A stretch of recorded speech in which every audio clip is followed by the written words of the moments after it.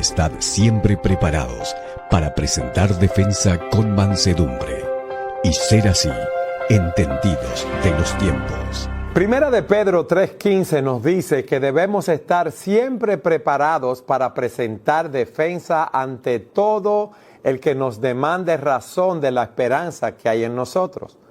Y esto porque los creyentes enfrentamos continuamente el desafío de hacer discípulos en todas las naciones, independientemente de la época o la cultura. Y cada generación lidia o trata con preguntas y objeciones culturales sobre la fe. ¿Cómo podemos responder eficazmente a las preguntas que nuestra cultura se hace sobre Dios o a las objeciones que plantea a la fe? ¿Cómo podemos los cristianos explicar nuestra fe en términos que tengan sentido para la gente de fuera de la iglesia? La buena noticia es que el Señor nos ha provisto de recursos, prometiéndonos estar con nosotros siempre. Nos ha dado su palabra, su Espíritu Santo, para defender y proclamar nuestra fe en todos los medios culturales. Y para responder todas esas preguntas tenemos con nosotros a Sugel Michelén. Gracias, Eduardo. No te presenté y no supiste qué decir, ¿verdad que no? No, me agarraste desprevenido. Sobre todo, siempre me llama la atención el que yo voy a responder todas las preguntas. Todas las preguntas, Sugel. Tú eres especialista en toda la teología. Ah, sí, claro, claro. Si tú fueras médico, tú fueras especialista en todas las enfermedades. Nadie es especialista en todo. Tú sabes, Eduardo, que déjame comenzar con una anécdota. Cuando yo no era creyente, a mis hermanos y a mí nos encantaba ver películas de Bruce Lee. Los 70, tú sabes. ¿Quién era Bruce Lee? Que era un karateca Bruce Lee, famoso, sí, fue del Jeet Kune Do. El tema es que casi siempre Una pregunta, escúchame. ¿Tú practicaste karate? No, pero siempre que uno iba a esa película, uno salía con tirando patadas y trompadas. Tirando patadas, con los palitos chinos. El tema es que cuando yo me convierto al Señor, porque siempre las películas de Bruce Lee empezaban con este muchacho tan flaquito y la gente lo menospreciaba y de repente él sacaba toda su capacidad y vencía a todos los oponentes. Y yo siempre creía, ¿verdad?, que cuando yo me convertí, que yo iba a ser como un apologista tipo Bruce Lee. O sea, que uno iba a coger todos los argumentos para destruir todos los argumentos de los incrédulos y demostrar que la fe cristiana era la verdadera. Pero después, andando el tiempo, uno va descubriendo que la apologética tiene mucho que ver, más que con argumentos, tiene que ver con compasión y tiene que ver con lealtad a Cristo. De hecho, el texto que tú citaste al principio dice: santificad a Cristo el Señor en vuestros corazones y estad siempre preparados para presentar defensa con mansedumbre, no con los palitos chinos, con mansedumbre y reverencia ante todo el que demande razón de la esperanza que hay en vosotros. Así que la apologética no es otra cosa que la defensa de la fe, o alguien lo definió de otra manera como aplicar la verdad bíblica a los incrédulos. Eso básicamente es la apologética, y nosotros tenemos la obligación de defender la esperanza que hay en nosotros. Fíjate, Eduardo, que ese texto de Primera de Pedro no está hablando de un grupo de expertos en apologética. Le está diciendo a todo cristiano, en cualquier época, en cualquier lugar, estad preparados para presentar defensa con mansedumbre de todo el que demande razón de la esperanza que hay en ustedes. Sugel, cuando yo conocí al Señor y empecé a predicar el Evangelio, en mi mente estaba tan claro por la obra que Dios había hecho en mi corazón, que yo pensaba que cuando le predicara a mis amigos y familiares, ellos inmediatamente iban a decir: wow, pero esto es la verdad. Mira, tú me estás abriendo las Escrituras, la Biblia, me estás mostrando mi condición de pecador y Cristo como el único camino. Pero no fue así. Encontré mucha dureza, mucha incredulidad, muchos argumentos. ¿A qué se debe? Me pasó exactamente lo mismo, y la razón es que el hombre no es incrédulo por falta de evidencia. El hombre es incrédulo porque no quiere ser convencido. Repíteme eso. El hombre no es incrédulo, y cuando tú y yo éramos incrédulos, éramos igualitos, o sea, no era que éramos mejores que nadie. El hombre no es incrédulo por falta de evidencias o por falta de argumentos. El hombre es incrédulo porque no quiere ser convencido. Pero las personas dicen que la Biblia no es suficiente para darnos evidencia de la fe o de Jesucristo. Entonces, explícame eso. Vamos a suponer por un momento que nos encontramos con una persona que nunca en su vida ha leído la Biblia. De hecho, no sabe ni siquiera de qué se trata. O vamos a suponer que tú eres un misionero que vas a llevar el evangelio a una tribu que nunca en la vida ha escuchado absolutamente nada acerca del evangelio, absolutamente nada acerca de la escritura. La pregunta es, ¿cómo yo puedo conectar con esa persona para predicarle el evangelio? Bueno, el apóstol Pablo, en Romanos capítulo 1, versículo 18 en adelante, que es un texto clave para entender esta problemática, nos dice que la ira de Dios se revela desde el cielo contra toda impiedad e injusticia de los hombres que detienen con injusticia la verdad. Pablo está hablando ahí de toda la raza humana. La raza humana completa, Eduardo. Los que han visto la Biblia, los que nunca han visto la Biblia, la raza humana entera está bajo la ira de Dios por la sencilla razón de que detiene una verdad que conoce. Una pregunta, Sujel. Entonces, todas esas personas que hacen misericordia, ayudando a los pobres, sanando a los enfermos, que han entregado su vida a servir a los demás, te pongo ese ejemplo porque es muy evidente, haciendo misericordia humana, ¿están deteniendo con injusticia la verdad? Sí, también ellos, porque todas esas personas que no conocen al Señor usualmente hacen cosas buenas por una mala motivación. La motivación de ganarse el cielo es una mala motivación porque la Biblia dice que la salvación es un regalo. Cuando yo trato de ganarme la salvación es buscando gloria para mí. O puede ser que yo esté cuidando mi reputación, o puede ser que yo quiera que las personas piensen de mí que yo soy una persona bondadosa, o puede ser que yo esté tratando de lidiar con la culpa. Tal vez yo hice algo en el pasado y estoy tratando de enmendarlo haciendo buenas obras. De verdad que la cantidad de motivaciones malas que puede haber en una persona, o incorrectas, la cantidad de motivaciones incorrectas que puede haber en una persona para hacer algo bueno son infinitas. Porque al final de cuentas, Eduardo, toda buena obra que no es hecha para la gloria de Dios y en dependencia de Dios no es una buena obra. Es una realidad, Sujel, que nosotros queremos ganarnos la salvación por nuestro propio esfuerzo, ya que reconocer que somos incapaces de poder ganarnos esa salvación, eso golpea muy fuertemente nuestro orgullo. Entonces, tanto el incrédulo decente, moralista, incluso religioso, como el ateo, como el salvaje que vive en una tribu, la Biblia dice que detienen con injusticia la verdad. Ahora, ¿por qué Pablo dice una cosa así? De hecho, esa idea de detener con injusticia la verdad, lo que representa es como alguien que pecaminosa y engañosamente está tratando de evadir lo que es una realidad delante de sus ojos. O sea, yo veo la creación. Es obvio que tiene que haber un creador.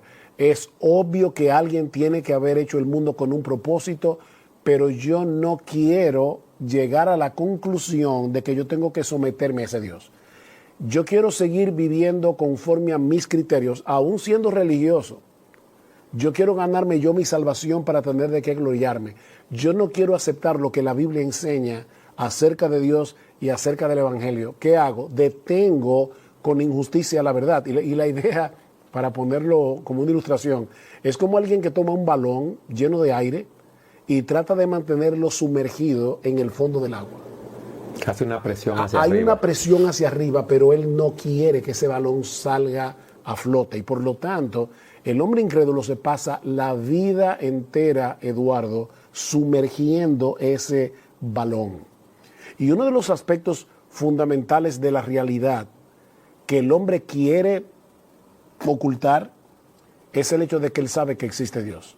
Escucha lo que dice Pablo en Romanos capítulo 1, otra vez, a partir del versículo 18, que dice: la ira de Dios se revela desde el cielo contra toda impiedad e injusticia de los hombres que con injusticia restringen la verdad, porque lo que se conoce acerca de Dios es evidente dentro de ellos, pues Dios se lo hizo evidente. Nota, Eduardo, cómo Pablo dice que dentro de ellos está la evidencia. Dentro de todo ser de humano. que existe Dios, sí. Dios le ha dado al hombre un sentido de su existencia. Y no solamente eso. Dios ha dejado sus huellas dactilares en toda la creación. Y le ha dado al hombre la capacidad de entender la evidencia. Y aún así el hombre prefiere correr para otro lado. El hombre prefiere voltear la cara. Por eso dice Pablo, es evidente dentro de ellos, pues Dios se lo hizo evidente. En otras palabras, el conocimiento que el hombre posee de Dios se lo ha dado Dios mismo. El Dios que lo creó. Entonces, es algo que está en ellos. Si el Dios que me creó me dio ese conocimiento y yo veo la creación, ¿por qué esa dureza para ser convencido, Sugel? Porque yo no quiero llegar a la conclusión que voy a tener que llegar si acepto el hecho de que existe un Dios que me creó para su gloria, porque voy a tener que comenzar a vivir para su gloria, no para la mía. Voy a tener que comenzar a vivir para su voluntad, no para la mía. Voy a tener que dejar de confiar en mí mismo y voy a tener que confiar enteramente en el plan de salvación que Él diseñó en Cristo para la salvación de los pecadores. Y yo no quiero eso, porque eso me roba gloria a mí. Yo quiero ser Dios, yo quiero ser autónomo. Y para eso me invento una cosmovisión que me permita vivir en autonomía.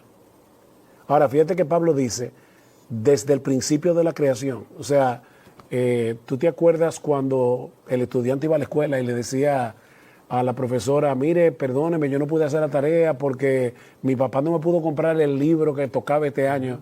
No, ningún ser humano tiene excusa porque el libro está ahí. El libro de la creación. ¿Qué dice el Salmo 19? Los cielos cuentan la gloria de Dios y el firmamento anuncia la obra de sus manos. Un día emite palabra, otro día, otra noche, a una noche sabiduría. No hay lenguaje ni palabras, pero por toda la tierra salió su voz. El mensaje es demasiado claro como para dejar al hombre sin excusa. Eso es lo que Pablo está diciendo y es lo que el Salmo 19 está diciendo. Dice Scott Oliphint, que es un teólogo, el problema no está en la evidencia, sino en el receptor. Es decir, en el pecador que no quiere evaluar adecuadamente la evidencia que llega a través de la creación.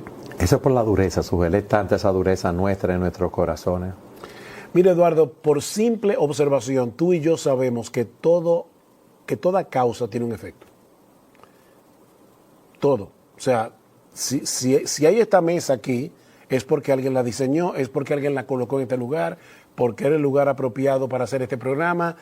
Toda causa tiene un efecto. Imagínate por un momento que tú estás escalando, bueno, muchos no saben, ¿verdad?, que aquí en República Dominicana tenemos el pico más alto de las Antillas, que es el Pico Duarte. Imagínate que tú estás escalando el Pico Duarte y en medio de la vegetación salvaje, o sea, no cultivada, de repente tú te encuentras un jardín. ¿Tú alguna vez has visto fotos de los jardines de Versalles en Francia? Hermosos. Bueno, imagínate eso mismo, en el Pico Duarte, subiendo el Pico Duarte. ¿Cuál es la conclusión a la que tú vas a llegar sin tener que darle mucha mente? Alguien hizo esto hermoso aquí, con esta organización, con este orden.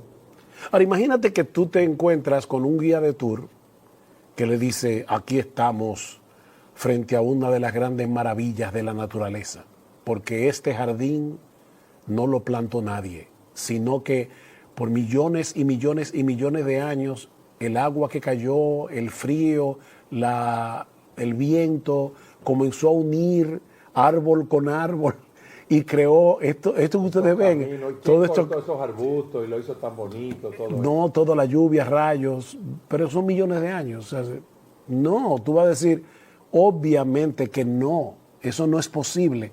En otras palabras, la explicación para ese efecto, para esa causa, no es suficiente. Tú necesitas una causa eficiente para explicar el jardín. Bueno, de la misma manera, el universo y nosotros dentro de él somos 1000 veces, infinitamente más complicados que un jardín. Nosotros necesitamos una explicación inteligente, racional, que explique eso. Y la única que existe, la única, es un Dios inteligente que nos creó con un propósito. Pero el hombre dice, no, yo no quiero esa explicación. Mira, me llamó muchísimo la atención algo que decía James Tour. Yo sé que para mucha gente tal vez el nombre de James Tour, James M. Tour, no le hace no le trae ningún tipo de información a la mente. Pero este hombre está clasificado entre los 10 mejores químicos del mundo durante la última década. Oigan lo que él dice acerca de la evolución. Y esto es importante porque la evolución es la única otra alternativa. O sea, o la materia era eterna y accidentalmente comenzó a evolucionar hasta llegar a donde estamos hoy, o existe un Dios, el Dios de la Biblia, que creó todas las cosas con un propósito y nos dice en la Biblia cuál es el propósito. Bueno, ahora escucha lo que dice Tour. Yo no entiendo la evolución, se los confieso. Entiendo mucho sobre la fabricación de moléculas, sin embargo no entiendo la evolución. Ahora déjenme decirles lo que pasa entre bastidores en la ciencia, con los miembros de la National Academy y con ganadores del Premio Nobel. Me he sentado con ellos y cuando los tengo a solas les pregunto, ¿tú entiendes todo esto? ¿De dónde viene todo esto? ¿Y cómo ocurre? Y ninguno le ha dado una explicación. Hace unos 7 u 8 años publiqué mi página web, que yo no entiendo la evolución. Y dije, le compraré el almuerzo a cualquiera que se siente conmigo. Y él no es creyente, es un químico, y me explique la evolución. Y no discutiré con usted hasta que no entienda algo, solo le pediré que lo aclare. Nadie ha aceptado mi invitación. La sociedad atea, the Atheist Society, me contactó, dijeron que ellos comprarían el almuerzo y desafiaron a sus miembros que alguien vaya a Houston, almuerce con este tipo y hable con él. Y dice, hasta ahora nadie ha venido. Pablo dice en Romanos, detienen con injusticia la verdad. Ahora déjame darte otra cita. George Wald fue profesor emérito de biología en la Universidad de Harvard y ganador del Premio Nobel. Él dijo una vez con toda franqueza, preferimos creer lo imposible, que la vida surgió espontáneamente y por casualidad, que la otra alternativa. Dice él, solo hay 2 posibilidades en cuanto a cómo surgió la vida. Una es la generación espontánea que da lugar a la evolución, la otra es un acto creativo sobrenatural de Dios. No hay una tercera posibilidad. La generación espontánea fue refutada científicamente hace 120 años por Louis Pasteur y otros. Esto nos deja con la única conclusión posible de que la vida surgió como un acto creativo sobrenatural de Dios. Pero no aceptaré eso filosóficamente porque no quiero creer en Dios. Por lo tanto, prefiero creer en lo que sé que es científicamente imposible, la generación espontánea que da lugar a la evolución. Eduardo, eso es un premio Nobel que está diciendo en lo que yo le llamo un chispazo de honestidad. Definitivamente nuestro problema es que no queremos la alternativa. Y eso es exactamente lo que dice Pablo en Romanos capítulo 1. Detienen con injusticia la verdad. Es por eso que la simple argumentación intelectual no va a convertir a nadie. Eduardo, la apologética, o sea, la defensa de nuestra fe, es pre-evangelística. Pero tú puedes probar con los argumentos más convincentes del mundo que existe Dios, que los argumentos, que descubrimientos arqueológicos muestran que todo lo que dice la Biblia es cierto, que existió todo, se descubren todos esos. Ni una sola alma se va a convertir por eso. Suel, ¿y qué hace falta entonces para que una persona cambie ese corazón de piedra, ese corazón duro? Porque nosotros pensamos que dándole evidencias a las personas, las cuales son buenas, porque los ponen a pensar, evidencias de la fe, de las cosas que nosotros creemos, de que hay un creador que hizo este universo por la perfección, todo lo que hay. Mira un ser humano, cómo se junta un óvulo, un espermatozoide, salimos nosotros. Y aún así el hombre no cree, prefiere creer que hubo una generación a través de los millones de años y todo eso, el famoso Big Bang y todas esas cosas. ¿Qué hace falta, Sugel? Antes de responder esa pregunta, déjame ir un paso atrás. ¿Quiere decir esto que la apologética no sirve para nada? O sea, porque alguien puede estar viendo el programa y decir, bueno, acá, si el inconverso no se va a convencer con argumentos, entonces, ¿para qué la apologética? Y aquí obviamente yo creo en un tipo de apologética que no es simplemente dar evidencia.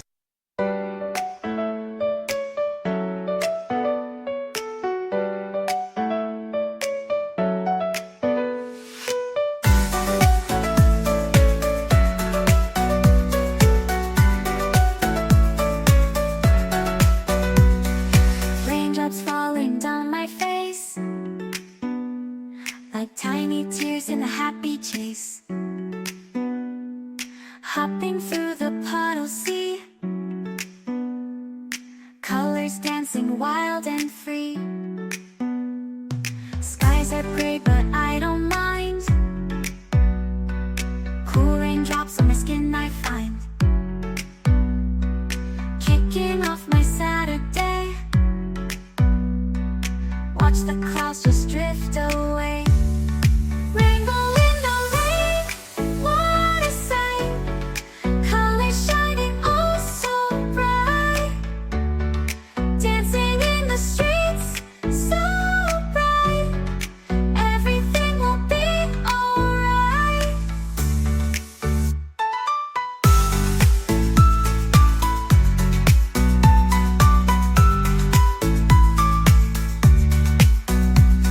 Umbrella spinning, twirling round.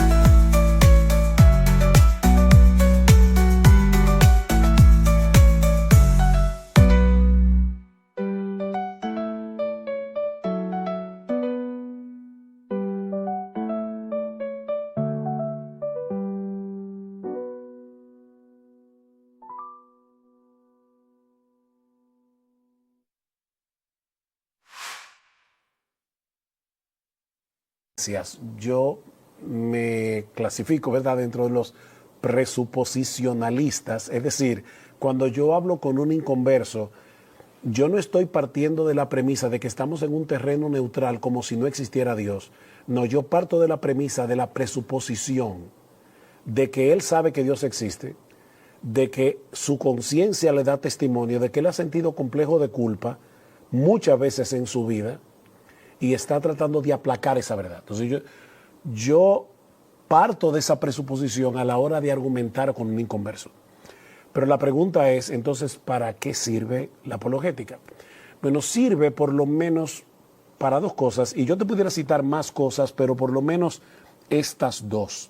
Por un lado, el Espíritu Santo puede usar una buena argumentación para mostrarle al incrédulo su deshonestidad intelectual, hacerle ver que sus presuposiciones no encajan con la realidad. Y eso, al convencerse de pecado, puede ser el camino para entonces presentarle el Evangelio a Cristo como el Salvador y eso traerlo al arrepentimiento y a la fe. Entonces, en ese sentido, yo creo que la apologética como pre-evangelismo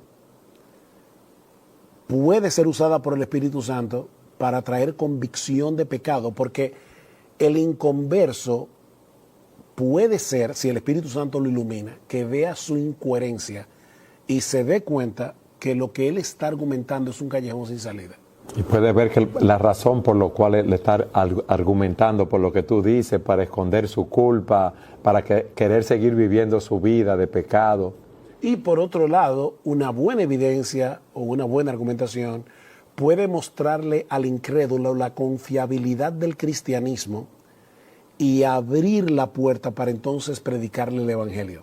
Pero fíjate que yo insisto en predicar el Evangelio. Nota que Romanos 1, 18, cuando dice porque la ira de Dios se revela desde el cielo, está antecedida de dos versículos muy importantes en la carta a los Romanos. Romanos 1.16, Romanos 1.17. ¿Qué dice Romanos 1.16? Porque yo no me avergüenzo del Evangelio, porque es poder de Dios para salvación a todo aquel que cree, al judío primeramente y también al griego, porque en el Evangelio la justicia de Dios se revela por fe y para fe, como está escrito, mas el justo por la fe vivirá. Entonces alguien puede preguntarle, Pablo, ¿y por qué yo necesito la justicia que se revela en el Evangelio?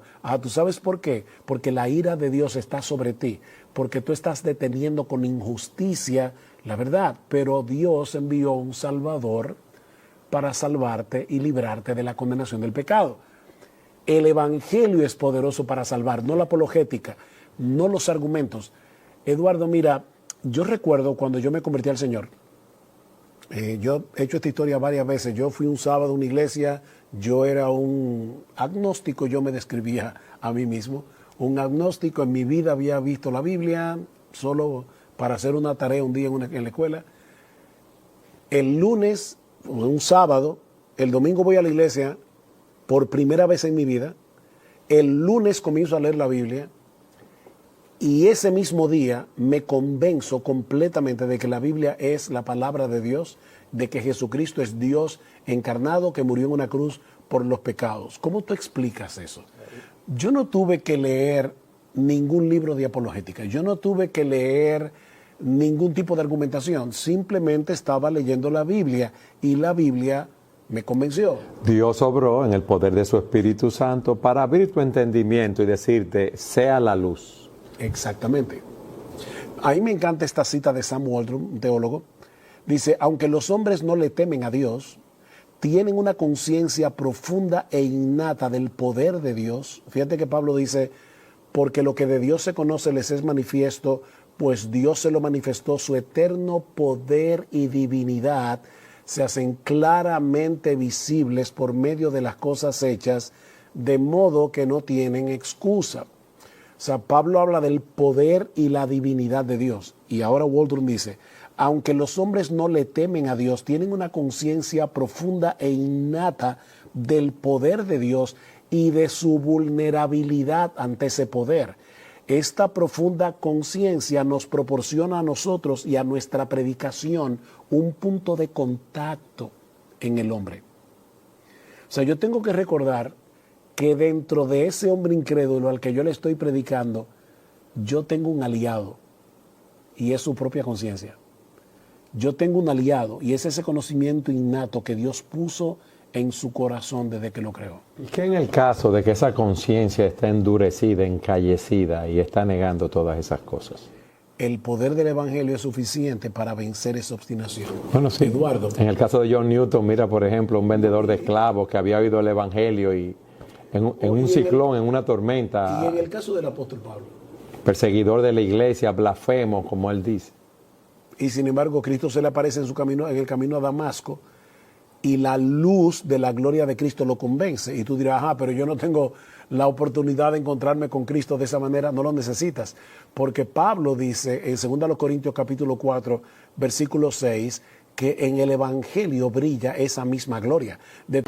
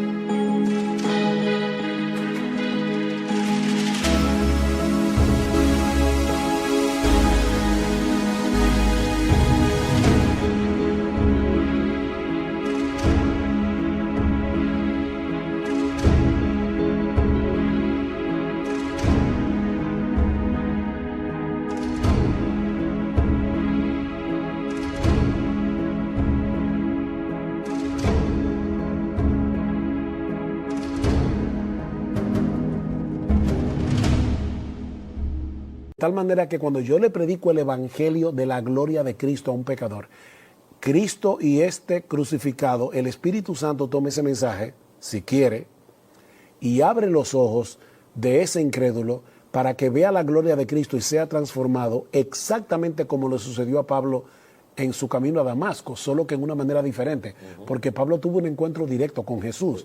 Este es un encuentro indirecto a través de la predicación del Evangelio. Es maravilloso la forma como Dios obra, Sujel.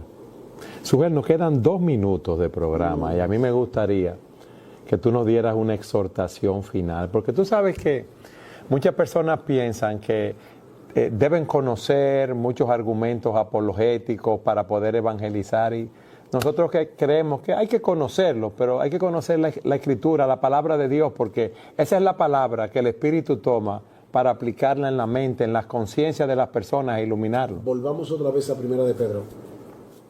Para que des defensa con mansedumbre y reverencia de la esperanza que hay en ti. Creyente que nos estás escuchando, tú conoces el Evangelio, de verdad. Lee Romanos, lee la epístola a los Gálatas. Profundiza en tu conocimiento de lo que es el Evangelio, porque ese es el poder de Dios para salvación. Y déjame decirte algo. Usualmente los incrédulos suelen preguntar 4 o 5 cosas. O sea que si tú te acostumbras a hablar con incrédulos todo el tiempo, recordando que tú también fuiste incrédulo, recordando que tú no eres superior a nadie, recordando que tú no eres creyente porque eres más inteligente, eres tan pecador como aquel otro. O sea que no te olvides de dónde Dios te sacó, para que prediques con humildad.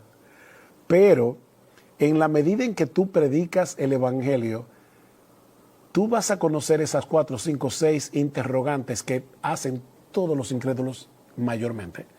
Y va a llegar un momento en que tú vas a poder responder esos argumentos, pero simplemente recuerda que es para deshiervar el terreno y poder penetrar con el Evangelio. Porque lo que va a salvar a esa persona es el Evangelio de la gloria de Jesucristo, no ninguna otra cosa. Yo me propuse, dice Pablo, no saber otra cosa que Jesucristo, predicar de otra cosa que de Jesucristo y este crucificado. No me avergüenzo del Evangelio, porque es poder de Dios para salvación a todo aquel que cree. Amén. Sujel, gracias una vez más por haber estado con nosotros. Un placer, y este tema me encanta, o sea que realmente lo disfruto. Amén. Y gracias a todos ustedes por habernos acompañado en su programa Entendiendo los Tiempos.